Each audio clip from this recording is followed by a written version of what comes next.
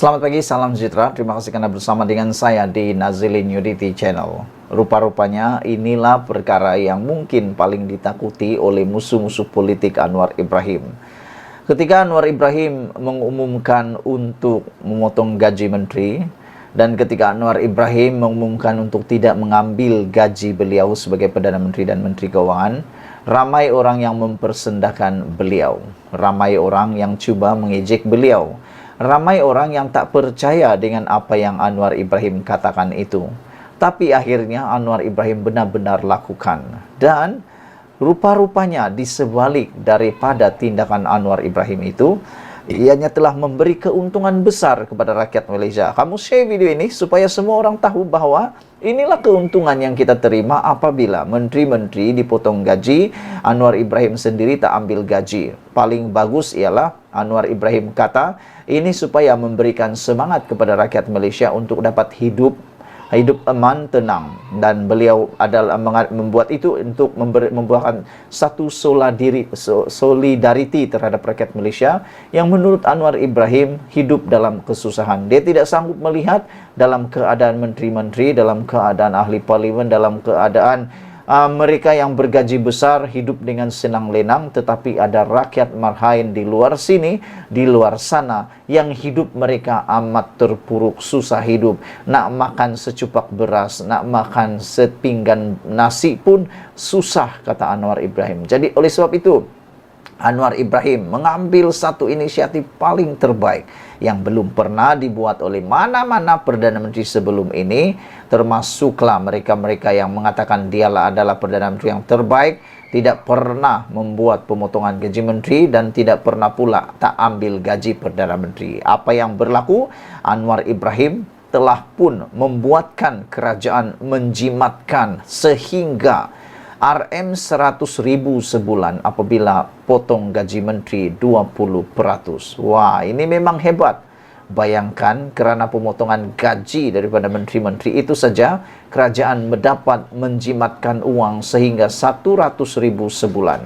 Kerajaan membuat penjimatan kira-kira 100,000 sebulan daripada pemotongan gaji sebanyak 20% oleh para menteri, kata Anwar Ibrahim.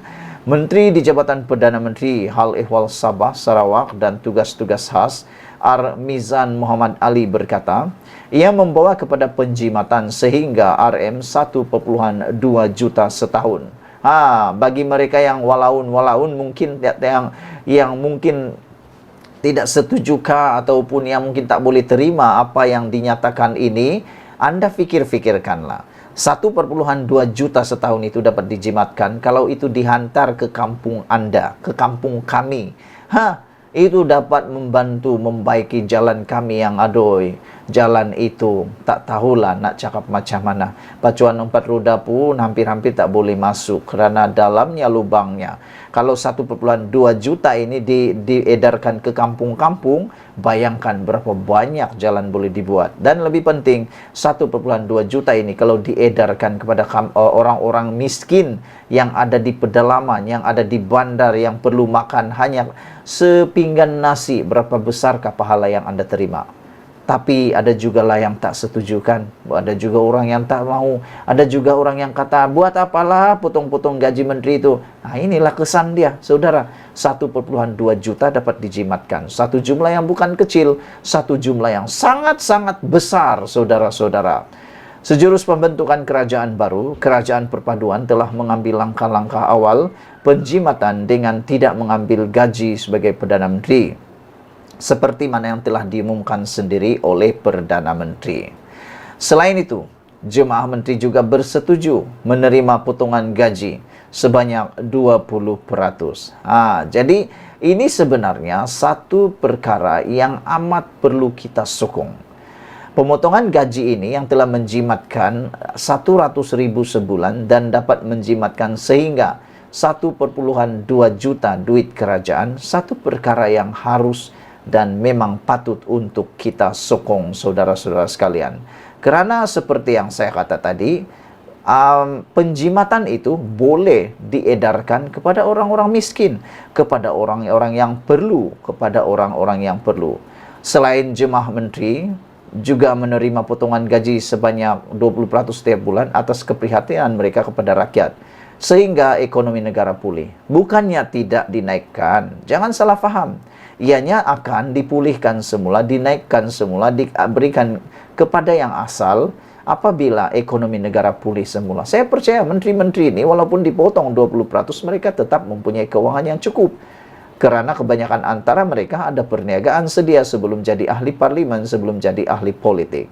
Anggaran penjimatan perbelanjaan kerajaan bagi pemotongan 20% gaji pokok menteri, termasuk Perdana Menteri dan timbalan Perdana Menteri adalah sebanyak Rm100.000 sebulan atau 1,2 juta setahun, katanya dalam jawaban bertulis parlimen. Jawaban itu untuk soalan ahli parlimen Muar, Syed Saddiq Syed Abdurrahman, berkenan berapa jumlah penjimatan yang dibuat kerajaan daripada langkah itu, yaitu langkah pemotongan gaji kepada menteri, timbalan Perdana Menteri dan Perdana Menteri, dan bagaimana ia dapat dirasai rakyat. Selepas mengangkat sumpah sebagai Perdana Menteri pada 24 November 2022, Anwar berkata dia tidak akan mengambil gaji. Perkara itu turut disebut ketika berkempen dalam PRU 15. Ia termasuk gajinya sebagai Menteri Keuangan.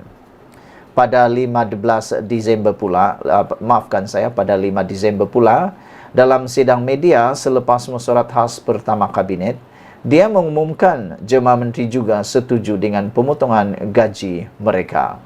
Saudara-saudara, sudah lama kita membuat gesaan, sudah lama kita mendengar gesaan supaya gaji-gaji menteri ini dikurangkan, terutamanya bagi mereka yang sebelum ini kurang berfungsi dalam kerajaan-kerajaan yang lepas, tetapi tetap tidak berlaku. Tapi dalam kerajaan Anwar Ibrahim, dialah dipersetujui. Dan yang paling penting lagi, saudara-saudara sekalian, ada ahli-ahli parlimen nih, sepatutnya saya pikir mereka pun perlu dipotong gaji.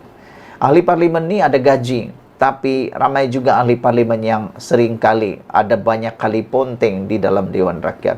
Sehingga ada rakyat mengatakan, netizen mengatakan, apa kata kalau ahli-ahli parlimen yang gagal hadir ke parlimen, selalu tak hadir ke parlimen tanpa alasan yang kukuh, potong gaji mereka, kata mereka. Sebab gaji yang dibayar kepada ahli parlimen itu adalah gaji untuk mereka berkhidmat, datang untuk berdebat atau berhujah ataupun menghadiri persidangan tersebut.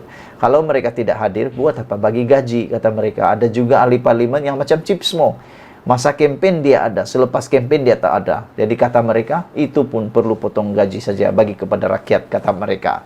Sekian dulu untuk kali ini. Jangan lupa tinggalkan komen Anda, tekan butang like dan share. Kita jumpa lagi. Bye-bye.